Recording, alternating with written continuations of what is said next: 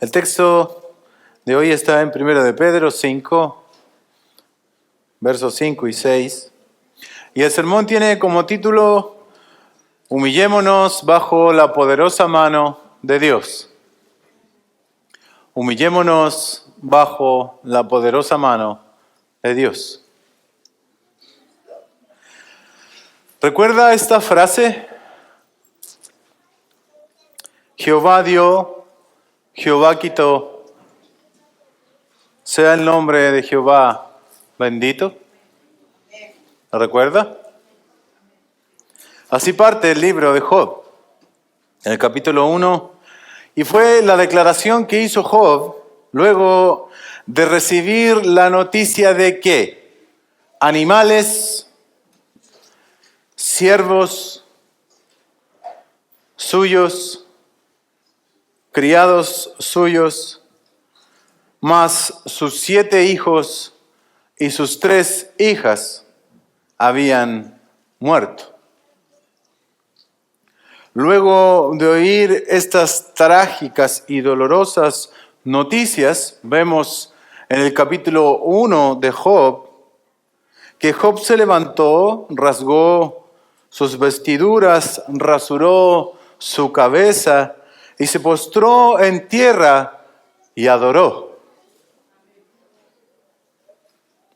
Y dijo: desnudo salí del vientre de mi madre, y desnudo volveré allá. Jehová dio, Jehová quitó, sea el nombre de Jehová bendito. En todo esto dice el verso 22 del capítulo 1 de Job: Job no pecó y no culpó a Dios por lo sucedido. En otras palabras, según esta última expresión de Job, podemos decir que este es un ejemplo de alguien que está consciente de que Dios es soberano y está al mando de su vida entera.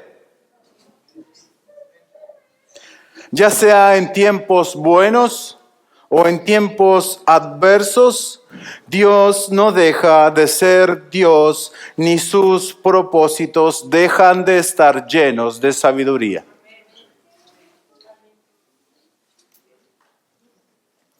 Dice la Escritura que Él no pecó con sus palabras, no culpó a Dios en medio de la evidente adversidad, dolor e interrogantes que manifestó al desarrollar el libro. En la historia de Job podemos verlo. Pero al fin de cuentas, Él se humilló bajo la poderosa mano de Dios. Y de la misma manera que Job se sometió a Dios en los eventos ocurridos en su vida, es que nosotros debemos someternos ante su soberana providencia. Aun cuando esto incluya pruebas, aflicciones, dificultades, y debemos hacerlo porque Dios ha dejado claro, no solo en este texto que nos toca el día de hoy, sino en muchos otros lugares, que Él tiene cuidado de nosotros. Aún en medio de las adversidades, Él tiene cuidado de nosotros. No tengo duda que ha sido el Señor el que nos ha llevado a oír los últimos 2 sermones en esa iglesia, tanto el Salmo 56 como el Salmo 23 respectivamente, y nos ha reforzado esto, que Él tiene cuidado de nosotros, por lo tanto no debemos temer. Salmos que nos han llevado a confiar en Dios, a confiar cuando tememos. En el valle de sombra o de muerte no temeremos, porque Él está con nosotros, porque Él es nuestro buen pastor. El escenario entonces es perfecto para retomar el fin de 1 de Pedro. Y el día de hoy seremos llamados por Pedro a humillarnos ante la poderosa mano soberana de Dios y buena por lo demás, y someternos a su voluntad y a depositar nuestras preocupaciones sobre Él y seguir confiando de que Él siempre tiene cuidado de nosotros. Lo anterior es una respuesta a la pregunta que nos ayudará a comprender nuestro texto. Y podría ser así como esta.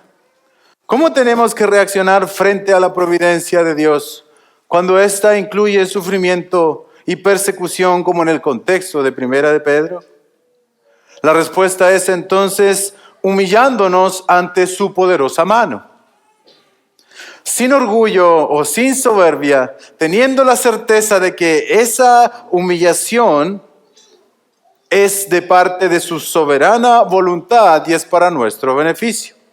Y que a su debido tiempo seremos vindicados, exaltados, y que la respuesta más humilde que tú y yo podemos dar ante este todopoderoso Dios es echar nuestras ansiedades sobre Él y confiar de que Él tiene cuidado de nosotros. Entonces nuestro texto es así: humillaos pues bajo la poderosa mano de Dios, para que Él os exalte a su debido tiempo, echando toda vuestra ansiedad sobre Él, porque Él tiene cuidado de vosotros. Es muy lindo. Leámoslo de nuevo. Humillaos pues bajo la poderosa mano de Dios, para que Él os exalte a su debido tiempo, echando toda vuestra ansiedad sobre Él, porque Él tiene cuidado de vosotros. De nosotros, dice. De vosotros, perdón. Entonces, hermanos, la idea es sencilla. Humillémonos bajo la poderosa mano de la providencia divina. Esa es nuestra tarea. ¿Qué quiere decir con humillarnos bajo su poderosa mano? ¿Y para qué humillarnos? Y también de qué manera podremos demostrar que nos estamos humillando. Son las preguntas que trataré de responder en esta mañana. Entonces, la primera, ¿qué quiere decir con humillarnos? ¿Y para qué humillarnos? La humillación, en primer lugar, a la que se refiere Pedro aquí, no tiene una connotación negativa o despectiva.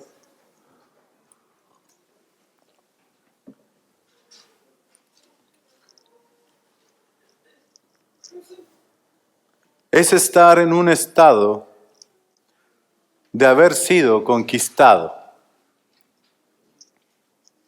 Es poner toda nuestra confianza en Dios y solo en Él, en cualquier situación.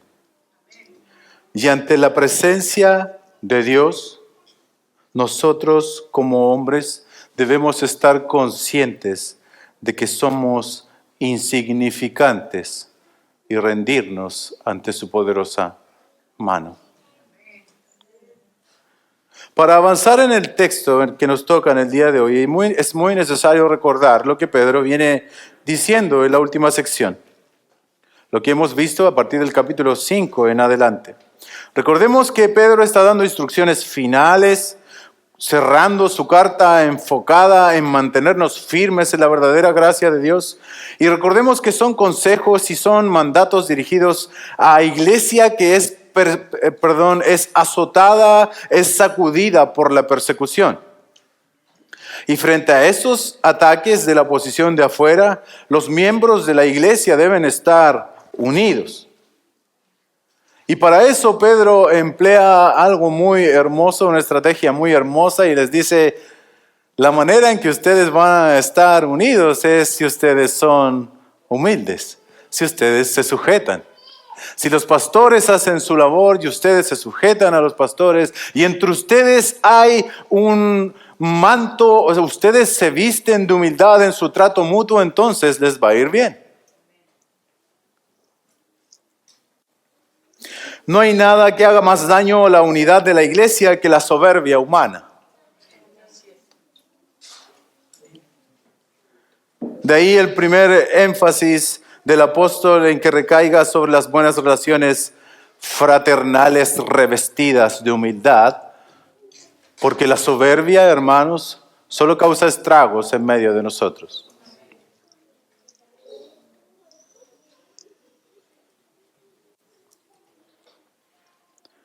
Entonces, reitero, en los primeros versos, Pedro habla de la necesidad de que los ancianos ejerzan su ministerio pastoral con humildad, también en el sentido de que no se enseñoreen de la gente, sabiendo que el rebaño es del Señor, las ovejas son del Señor.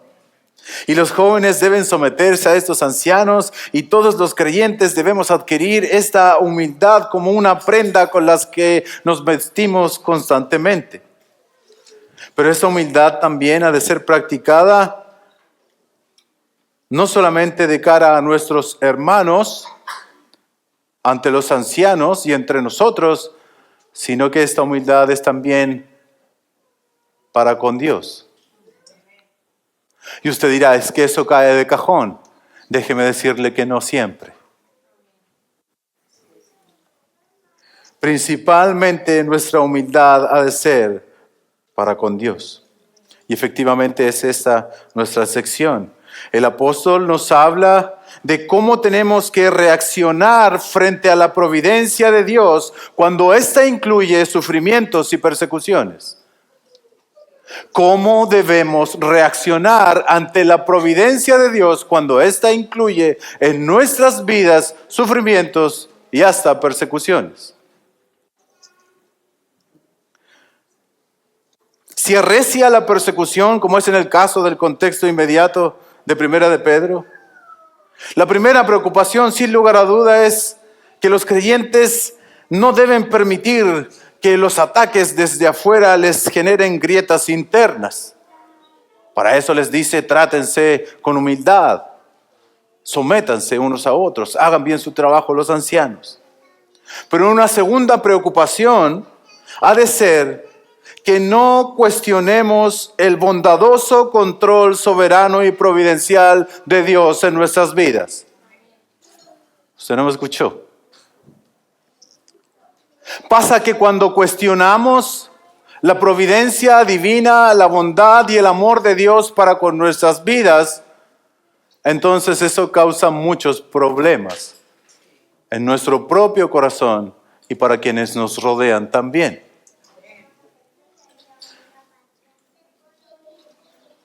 Cuando los mártires están a punto de afrontar los leones en la arena, o cuando se encienden las llamas de la hoguera, la tendencia humana es preguntar, ¿por qué lo permites, oh Dios?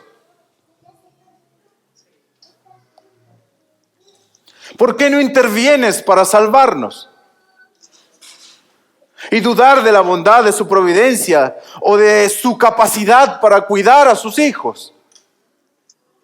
O cuando experimentamos pruebas dolorosas, tú y yo, pérdidas de seres queridos, enfermedades, inestabilidades laborales, adversidades personales, dudamos si Dios está con nosotros o realmente Dios nos está viendo como hijos. Parece que Dios se ensañó conmigo. Más que hijo parezco saco de box. Frente a esta clase de reacciones, necesitamos la humildad de la cual Pedro está hablando, la humildad de reconocer que los caminos divinos son más altos que los nuestros. Que sus pensamientos y su manera de ver y hacer las cosas trascienden nuestra capacidad de comprensión. Que sus planes son altamente detallados e imposibles de concebir con nuestra mente. Jamás se nos ocurriría hacer las cosas como Él las hace. Él opera a otra dimensión. Su poderío, su incomprensibilidad son tan profundos y son tan elevados que Él nunca además se olvida que es nuestro Padre en el camino. Y nunca olvida sus promesas. Pero nos haría bien si simplemente aceptáramos que no podemos comprenderlo con nuestra mente finita. Te haría muy bien a ti y a mí comprender que sus planes no son iguales a los nuestros. Y no solo comprenderlo en la mente, sino aterrizarlo al corazón y vivirlo. Cuando atravesemos adversidades, no pienses que el Señor no sabe lo que está sucediendo y no actúes como si que el Señor no supiera qué es lo que está pasando. ¿Sabes por qué? Porque Él tiene cuidado de nosotros.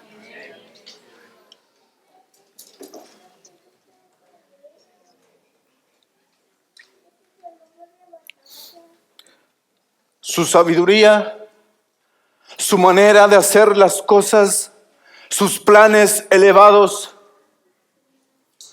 no son siquiera percibidos por la mente más diestra de este mundo. No son ni siquiera percibidos por la mente más diestra del mundo, el cómo Él opera. Él es demasiado grande para eso. Si juntáramos todas las testimonios y circunstancias en los cuales tú y yo estamos aquí, o cómo llegamos aquí, o cómo llegamos a conocerle, explotaría nuestra cabeza de ver cómo Dios se le pudo ocurrir tanta cosa. Eso es porque sus planes, su mente, sus capacidades están muy por encima de las nuestras. Y es Él el que dijo que tiene cuidado de nosotros. Por lo tanto, debemos confiar en Él.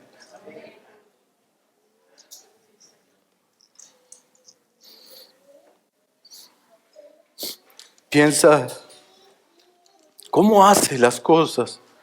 ¿Cómo opera el Señor? Es impresionante pensar siquiera en los propósitos detrás de lo que Él permite que suceda sin perder su bondad ni su justicia y sin tener relación Él con el pecado. ¿Cómo puede obrar para bien en medio del sufrimiento? Es, reconozcámoslo de una vez por todas, muy elevado para nosotros.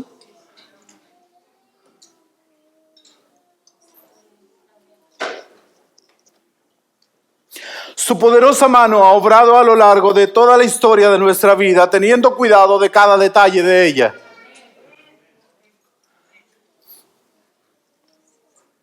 Y no solo con la tuya, sino del que tienes a tu lado y de la gente en el mundo en general. Nada es al azar para Él. Imagínatelo. Imagínate este ser extraordinario que nada de lo que sucede en el mundo es sorpresa para Él. ¿Lo puedes comprender? Hermanos, nosotros no podemos dominar casi nada de nuestras vidas.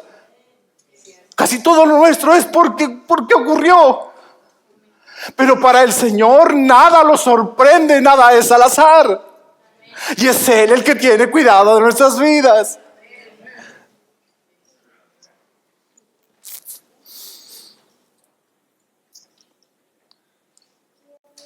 Nada es al azar para Él. Así es Él. Así es de poderosa su mano. ¿Quién puede hacer eso? Ese es nuestro Dios. ¿Te sucedió algo que te ha costado procesar e incluso aceptar? No seas soberbio, sé humilde y ríndete ante su poderosa mano y confía. Si desde nuestro nacimiento, desde que estamos en el vientre de nuestra madre, sus ojos están sobre nosotros, y todos los días de nuestra vida, los cuales tiene también en su libro, e incluso como aprendíamos semanas pasadas, cada lágrima está registrada y guardada por Él. Y no solo eso, sino que Él tiene tanto cuidado de nosotros que hasta que el día que dejemos de existir en esta tierra, eso también está en sus planes y está bajo su poderosa mano y su cuidado. Lo que leeré respecto a eso es sencillo, pero para mí es muy hermoso cuando lo escuché. Es el Salmo 48, 14, y dice así: porque este es Dios, nuestro Dios para siempre. Él nos guiará hasta la muerte. Hasta la muerte, Él prometió guiarnos. Eso habla de su cuidado tierno y amoroso para con nosotros.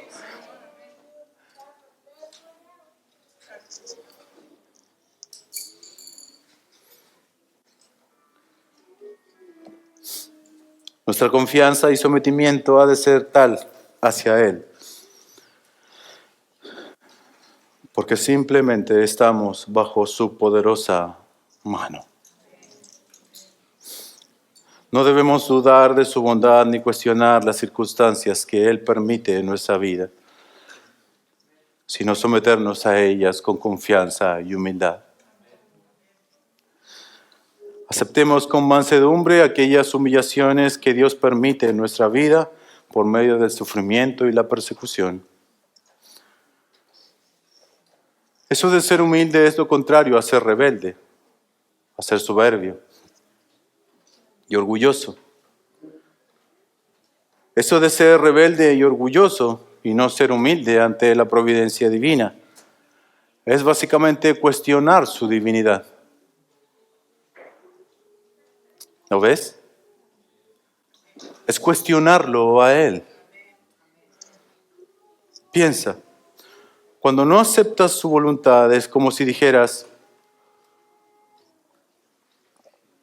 Dios, ¿estás mirando lo que pasa o no?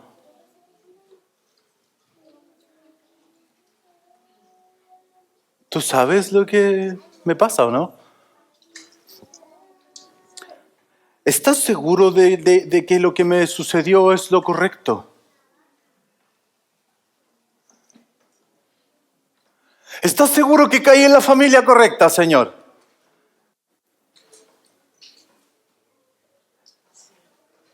¿Estás seguro, Señor, que lo que tú me mandaste para la vida está bien?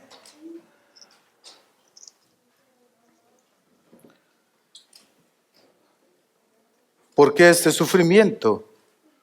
¿Por qué a mí? Como haciendo pataletas.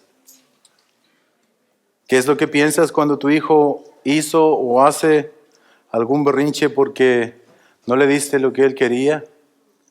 ¿Qué piensas? ¿Cómo lo miras? Dios desde su trono mirándonos y diciéndonos, pobrecito, no sabe que yo estoy con él en medio de todo esto. ¿Hasta cuándo se lo tendré que repetir o de qué manera se lo digo? Hijo mío, no te olvides de que para los que me aman todas las cosas cooperan para bien.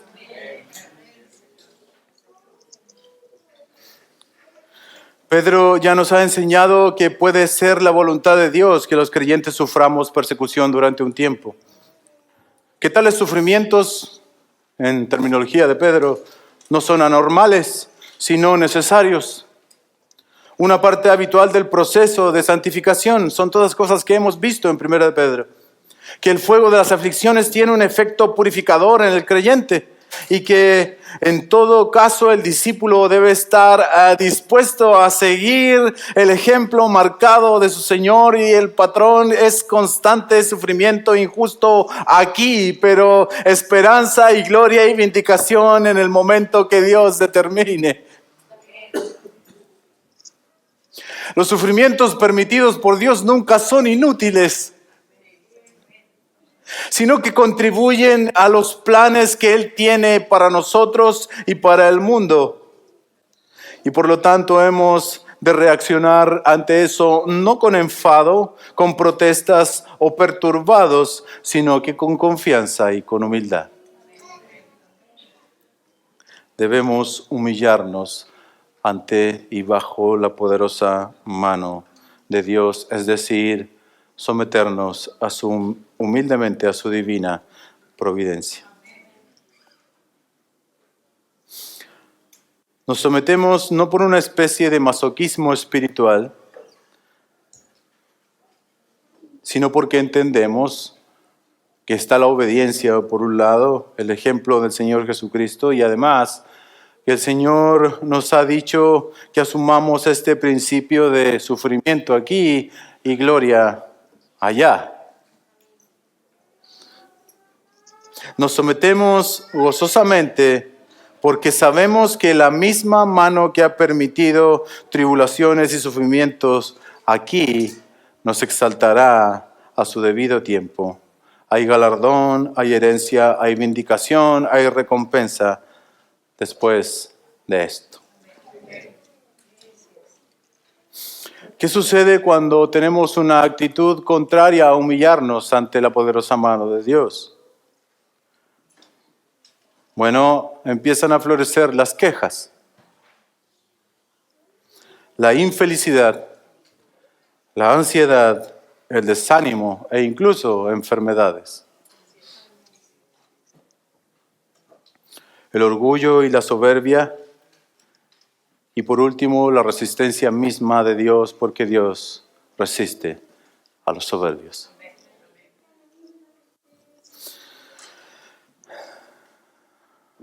Ya vimos entonces, pastor, que debemos humillarnos porque Él nos exaltará. ¿De qué manera entonces podemos demostrar que nos estamos humillando? Bajo su poderosa mano. Bueno, y es lo que dice el verso 7. De esa manera vamos a estar demostrando que nos estamos humillando ante su mano y es echando toda nuestra ansiedad sobre Él, porque Él tiene cuidado de nosotros. ¿Cómo se expresa en la práctica una actitud de humildad ante la mano poderosa de Dios? No por una mera resignación, recogido de hombros, aguantando lo que venga encima.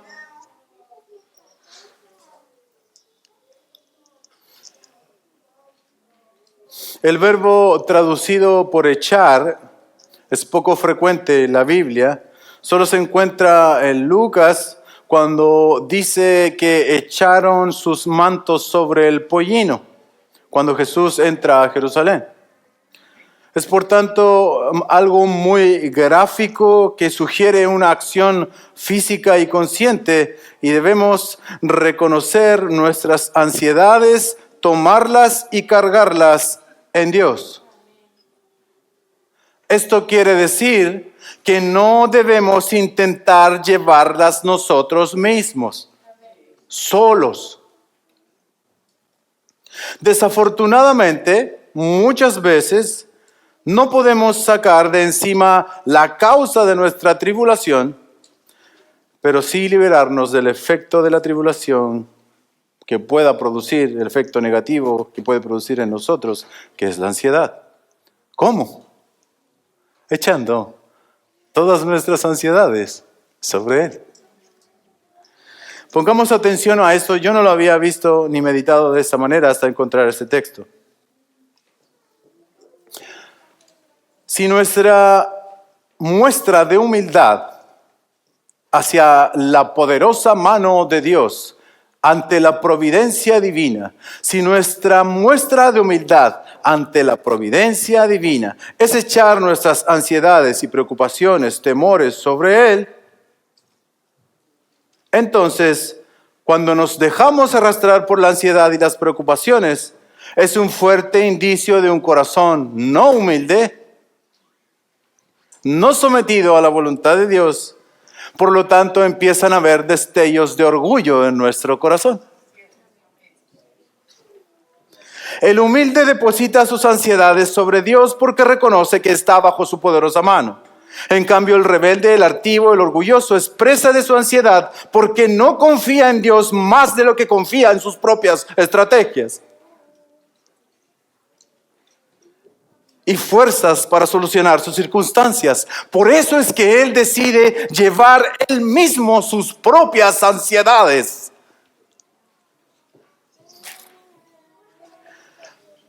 Lo que quiero decir es esto, es que si somos ansiosos, si somos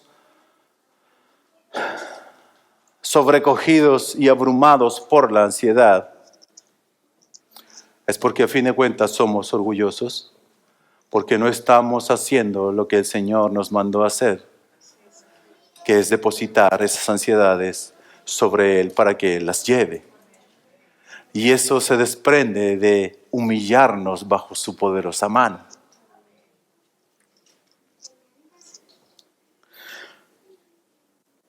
somos ansiosos es que entonces somos orgullosos. Y si somos humildes, entonces es que tomamos nuestras preocupaciones y las depositamos en Él. ¿Cómo? Dirá alguno. Bueno, una muestra clara y que todo el mundo quizás maneja es a través de la oración. Por ejemplo, en Filipenses 4:6 dice, no se preocupen por nada, antes bien, en toda ocasión, con oración y ruego, presenten sus peticiones a Dios y denle gracias. Y la paz de Dios, que sobrepasa todo entendimiento, cuidará sus corazones y sus pensamientos en Cristo Jesús. Eso es impresionante. Hermanos, tus temores, tus preocupaciones, tus ansiedades no deben ser llevadas por ti.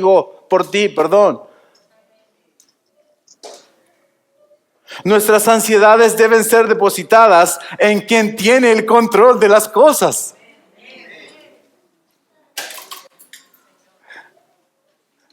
Es falta de sabiduría de nuestra parte quedarnos con nuestras ansiedades porque son generalmente preocupaciones del futuro, sabiendo que nosotros no tenemos las llaves del futuro.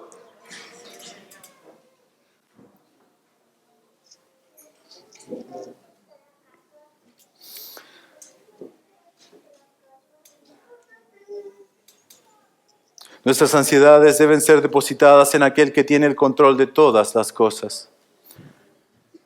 El control del pasado, el control del presente, del futuro, y a quien le pertenece la eternidad. A Él se le entregan y nosotros, que no podemos ni siquiera hacer que un cabello se nos torne de otro color o agregarle 1 centímetro a nuestra estatura, entregarnos a que dichas preocupaciones serán atendidas por aquel que es bueno, sabio, justo y poderoso para hacer con nuestras situaciones, nuestros problemas y nuestro futuro como Él estime mejor hacerlo.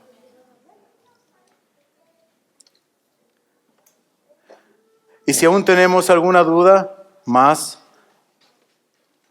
quisiera responder esta última pregunta. ¿Por qué echar nuestras ansiedades sobre Él? Y el texto en el verso 7 podría respondernos porque Él tiene cuidado de nosotros. Ahora, quizás tú has escuchado eso muchas veces. Y quizás si yo te lo digo desde aquí no te causa absolutamente nada en el corazón. Estás tan acostumbrado a oír que Él tiene cuidado de ti, a oír que va a estar contigo todos los días hasta el fin del mundo, que para ti ya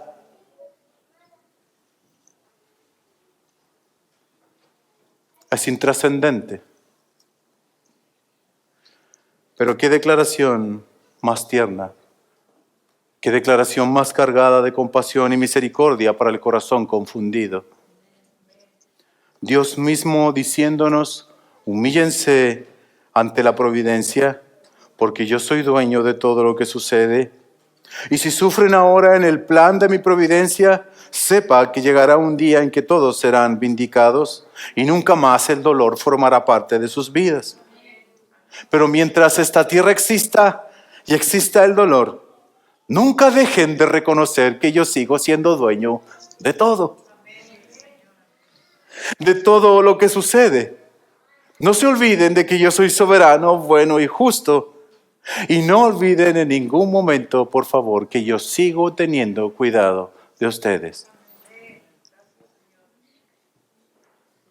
Yo mismo, el que tiene mano poderosa y el que tiene dominio sobre el tiempo y los eventos del mundo, soy el que los cuidará todos los días.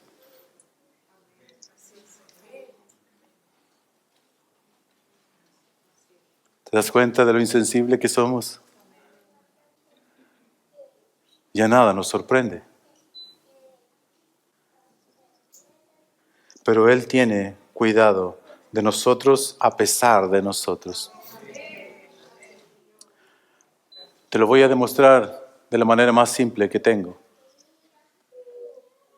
Si tú eres de Él, entonces Él te ha salvado de la condenación eterna. Y esa es la prueba más grande de que Él sí tiene cuidado de nosotros. Porque nos ha librado de la muerte y de la condenación por la eternidad. ¿Qué mayor cuidado que ese para nosotros? El pastor de nuestras almas ha tenido cuidado de nosotros. No dejemos que las adversidades pasajeras, enfermedades o pruebas de esta vida opaquen esta tremenda verdad. Él ha tenido cuidado de nosotros cuando nos salvó de la muerte eterna.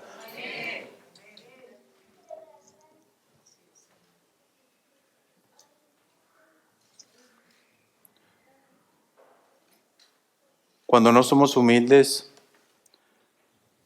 y cuando luchamos egoístamente por defender nuestros propios intereses en todo contexto y nuestros derechos, queremos hacer justicia por nuestra cuenta sin considerar que Dios tiene el control y cuidado de nuestras vidas, entonces el resultado va a ser fatal. Cuando no tenemos en cuenta que el Señor tiene cuidado de nuestras vidas y queremos hacer justicia por nuestras manos, entonces nos vamos a entristecer mucho. Y no digo que no podamos defendernos ante alguna injusticia, ya sea con un abogado, una instancia autorizada para velar por nuestros intereses. Por ejemplo, si le están cobrando más de la luz, vaya y haga su reclamo en la luz y dígale que le cobren bien. No estoy diciendo lo contrario, pero cuando vayas a hacer el reclamo, cuando vayas caminando, acuérdate de que Dios tiene el control.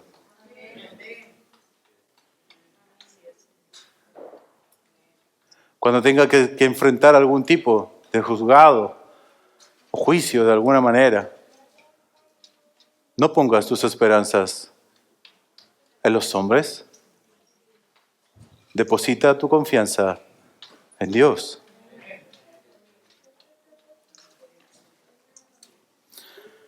Y antes de terminar, no puedo dejar de hablar de uno que hizo la humildad y la sujeción y la aceptación de la providencia divina su más preciado tesoro. Es más, en sus propias palabras, consideró que hacer la voluntad de Dios y terminar su obra en la cruz eran su comida. Es decir, así como la comida es para el cuerpo humano útil para vivir, era la voluntad de Dios y hacer su obra para Cristo Jesús, quien en uno de sus momentos más duros hizo una oración donde le pedía al Padre pasar de ese evento tan difícil. Tú y yo lo conocemos. Pero se humilló ante la poderosa mano de Dios y dijo: pero Dios, que se haga tu voluntad y no la mía. Y no puedo dejar de hablar de quien, siendo Dios, se hizo hombre y se humilló a sí mismo, haciéndose obediente hasta la muerte y muerte de cruz. Se hizo humilde, obediente y aceptó la voluntad del Padre para salvarte a ti y a mí, para tomar nuestro lugar. Y atravesando esa misma angustia, producto de la carga de nuestros pecados en sus hombros, la Escritura dice lo siguiente de Él: angustiado Él, afligido Él, no abrió su boca. Se humilló bajo la poderosa mano de Dios, obedeció y confió. Como cordero fue llevado al matadero y como oveja delante de sus trasquiladores, enmudeció y no abrió su boca. ¿Qué quiere decir? ¿Que nosotros no podemos decir nada? No, hermanos, está diciendo que Cristo aceptó la voluntad de Dios para su vida.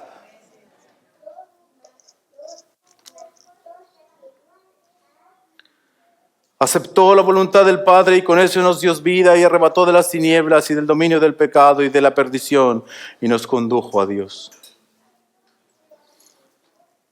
Pero aquel que se humilló también fue vindicado por el mismo Dios. Fue exaltado a su debido tiempo.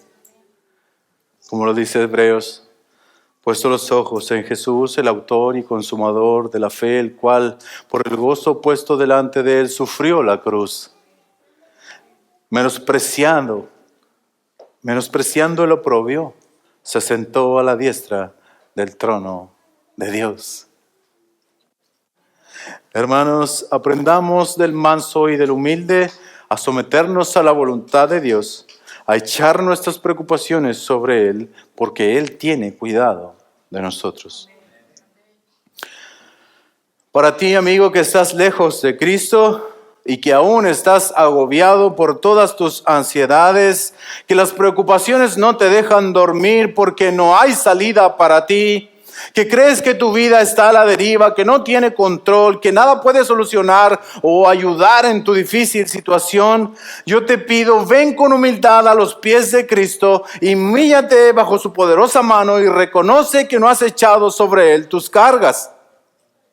Él puede lidiar con la carga más pesada que le traes. Y la carga más pesada que tú le traes es tu pecado. Él puede tomar tu pecado, llevarlo en sus hombros, clavarlo en la cruz, derramar su sangre por ti y tener una reconciliación eficaz con el Padre. Y déjame decirte algo, cuando eso sucede, hay una paz que sobrepasa todo entendimiento, que inunda el corazón. Amén. Aleluya. Amén, Señor.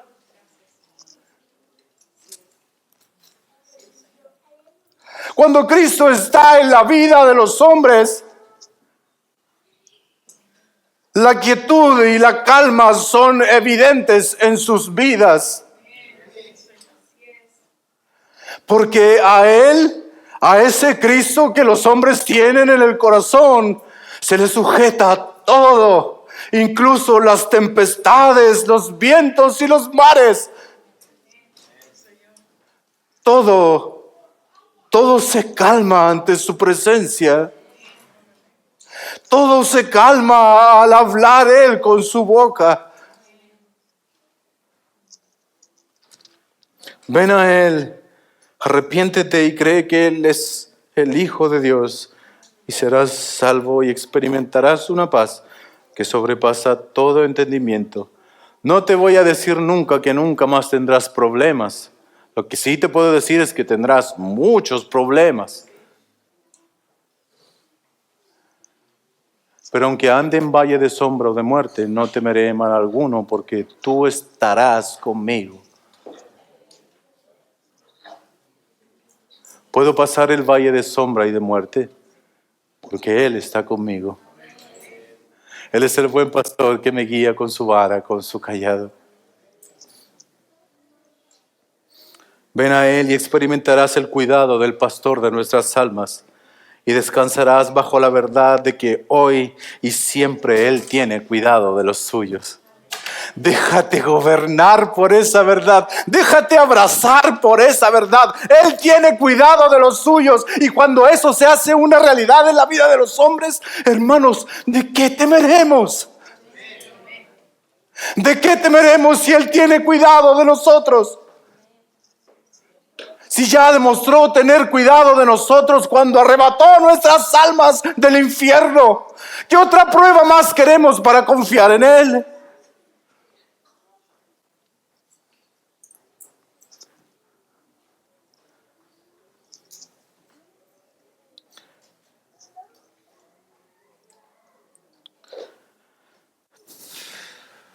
Cierro con esto. Dios tenía un propósito para Job. ¿Se acuerda que comenzamos citándolo? Aunque al principio Job no comprendía cuál era el propósito que Dios tenía para con él y no pecó al atribuirle a Dios la culpa de lo que le estaba sucediendo.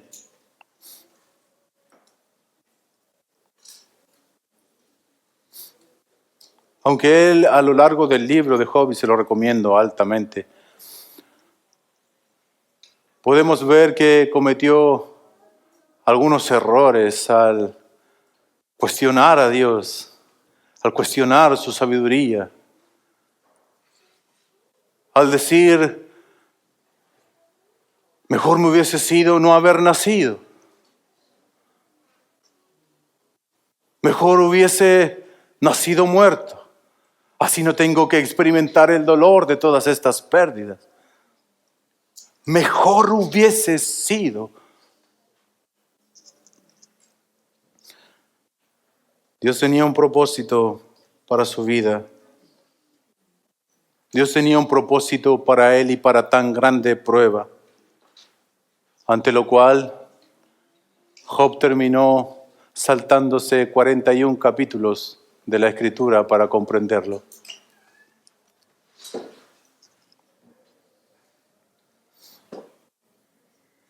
Y lo expresó en sus propias palabras. Luego de que él hiciera todas estas cosas que le acabo de decir,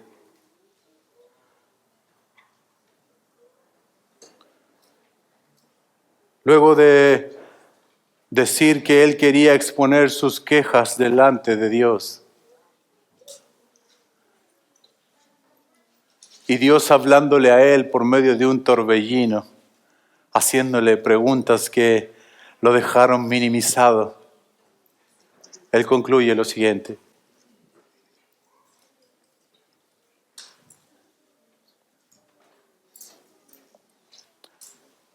me voy a arriesgar a leer. Deme 2 minutos y le leo lo que el Señor le dijo.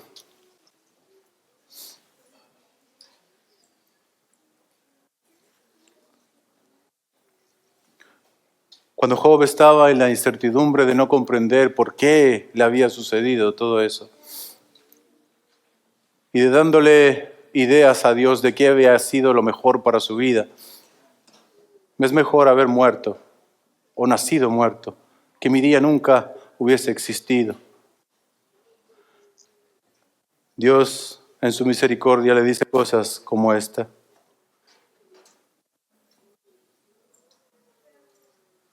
si tú tienes más sabiduría que yo, entonces respóndeme esto. ¿Dónde estabas tú cuando yo echaba los cimientos de la tierra? ¿Quién encerró el mar con puertas?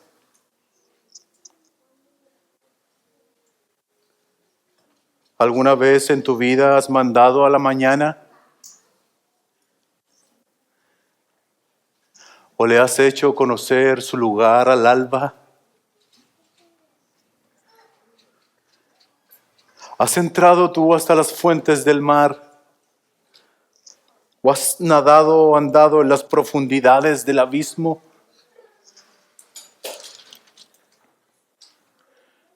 ¿Tiene padre la lluvia? ¿Quién ha engendrado las gotas del rocío? ¿Del vientre de quién ha salido el hielo y la escarcha del cielo que él la ha dado a luz? ¿Puedes levantar tu voz a las nubes para que abundancia de agua cubra la tierra? ¿Envías tú los relámpagos para que vayan y que ellos te respondan: aquí estamos?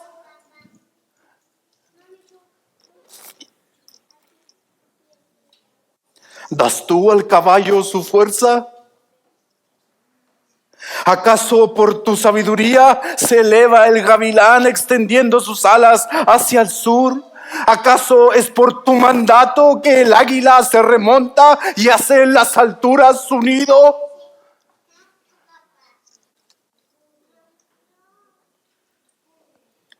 Después que Dios tan amorosamente le dice todas esas cosas, Job responde y dice: yo soy insignificante, ¿qué puedo responderte? Mi mano pongo sobre mi boca. Una vez he hablado, pero no responderé. No añadiré más. Luego el Señor sigue diciéndole cosas como esas. Y en el capítulo 42 él llega a una conclusión y dice: entiendo ahora cuál es el propósito que Dios tiene para conmigo en medio de toda esta adversidad. ¿Cuál?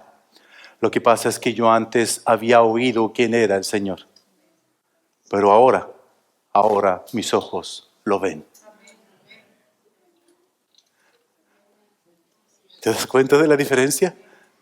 Antes, cuando yo hablaba todas estas cosas del capítulo 1 al 41, Mis ojos, mis oídos solamente habían oído de este Dios.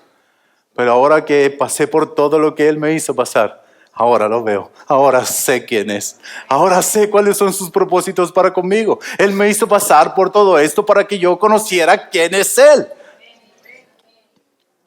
Y hermanos, y si el sufrimiento nos va a llevar a esa conclusión, aleluya, que así sea. Que así sea. Job ahora conocía mucho más y mejor al Señor. Antes solo había oído, ahora sus ojos veían. Dios quería que su siervo le conociera más y mejor. Ese propósito estaba en su corazón. El sufrimiento jamás es un despropósito para nosotros ni para Dios. Oremos.